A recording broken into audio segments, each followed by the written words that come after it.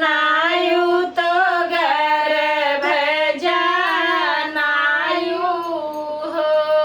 बहु कवन पुरुष चित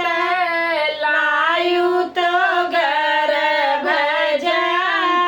नायु तो घर भजा नायु हो यतनी बचन सुनी बहुआ तो सासू से रज कर सासू से रज करे हो सासू तो हरई पुत चित लाए तो घर भजा नाए तो घर भजा नाए यो सासू तो हरई पुत चित लाए तो घर भजा नाए तो घर भजा नाए हो भाभी के रही गए गर्भ तो नंदी बोली बोले तो नंदी बोली बोलाई हो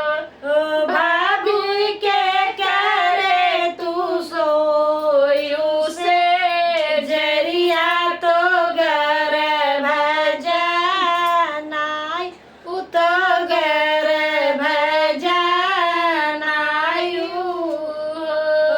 भाभी के करे तू सोयू से जरिया तो घर भजा नायु तो घर भजा नायु हो बोलिया तो बोलियो तू ननदी बोलायु नहीं जानियो बोलायु नहीं जानियो हो ननदी गए हैं तोरे भैया के से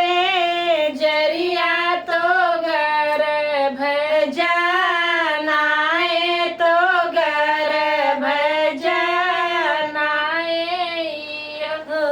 ननदी गए तोरे भैया के से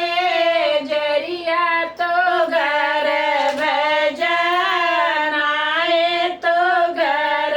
भजा ना